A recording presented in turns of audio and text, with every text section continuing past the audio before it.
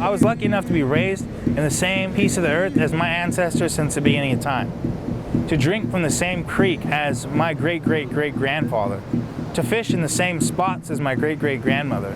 But I'm not looking at the same world. This earth is a living organism, and we are making it sick. But we also have the power to heal. Are you going to be the change that you need to see? Or are you going to watch these opportunities slip away?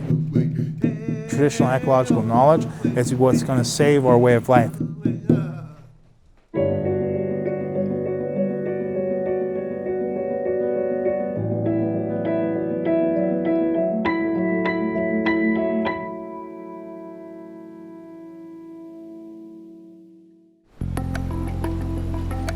Ancestral Guard is an Indigenous organizing network.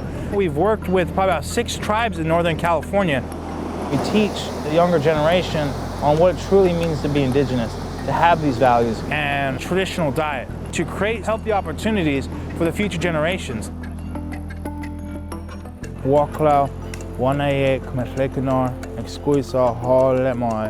You just want to say, we come here in a good way and we hope for protection as we travel across this trail. We want to respect the trail as a living thing, because if you take care of these trails, then they'll take care of you and they'll take care of your family.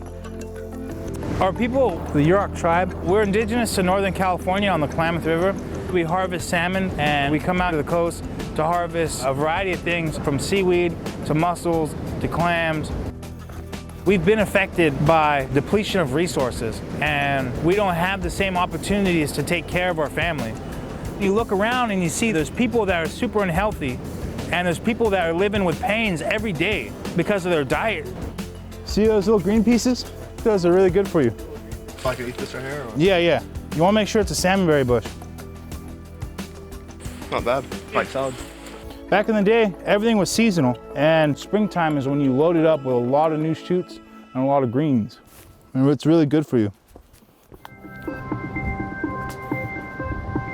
We're gonna go check on these mussel beds that our families have been protecting and maintaining for over 100 years.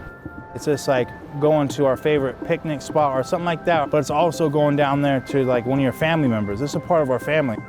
So we want to respect that. We wouldn't let anybody else disrespect our family. So we wouldn't let anybody else disrespect this place like that. Be careful, watch your step.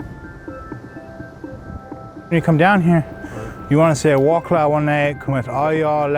that means I'm thankful to the one who holds everything and the energy that connect all things. You acknowledge the beach, you acknowledge the ocean, you acknowledge the mussels, and you're becoming one with your environment. See this on the rock here? That's because someone didn't know what they're doing, and they're actually causing destruction to this whole rock of mussels. They just come in here and they scrape right off the rock, so there's mass patches. It depletes the resource and it makes it harder for this species to survive. So that's how you know there's unhealthy harvesting going on here. So we want to give this time to heal. It's important to not take more than what you need. If you take and take and take and take, there's not going to be enough for the next generation. What you want to do is you want to grab these mussels, these ones that easily come off the top. Just one at a time, because if you rip off the whole colony, it's going to be hard for them to grow back. See, like that. And that's a good one because it's bigger than your finger, like that. And that's how you measure them. Yeah, that's a good one right there. That's it. In the Yurok tribe, we harvest a new species every month. Right now, it's mussels, and the main staple is lamprey. They're not technically eels, they're technically fish. They'll come swimming up right alongside you. And when that happens, you want to reach in and you hook it out and you swing above your head. And it keeps your eel on the hook. They're so important to our people, and they've been a part of our diet for thousands of years. And they're a part of our traditions and our stories that allow us to live healthy lives. They're highly nutritious, and they have a lot of oils that are good for your brain and good for your body. These are the things that we lean on for survival and to feed our families. We have a list of elders who are depending on us to get some of the traditional foods. Jake, you're gonna have to do the seasoning. I don't want to get it all eely. They may be too old, or they could be disabled, or maybe they don't have grandchildren who know how to harvest for them. We'll ask them if they would like us to smoke or prepare any of the foods that they're receiving. We want to expand healthy opportunities for people living within our ancestral territory. We're on our way to deliver our eels to our first stop, which is an elder, Marvin Matz. This is what it's all about, is actually making the delivery to the elders and seeing them happy and wanting to share information with us. Hey, how's it going, Marvin? Pretty good. How you been? Good. We brought you some eels here. All right, man. Yeah, it's already cleaned up and ready to go like you wanted. And that stuff's better than candy. We brought these young folks here today because I wanted to ask, like, is there anything that you think they should know as Indigenous people? The more you give away, more you receive. It's a good feeling.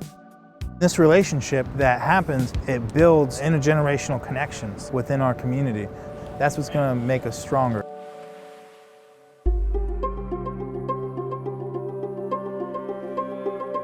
Through the Ancestral Guard, we help each other heal.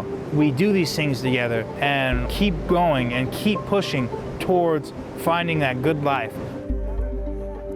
We have fought over the last 100 years to maintain our sovereignty and to maintain our way of life. If we give up or if we stop doing that, then the next generation won't have the same opportunities to be connected to this beautiful place. If you show love for this land, and if you do have that reciprocity between you and the environment which you're harvesting, it'll take care of your families forever.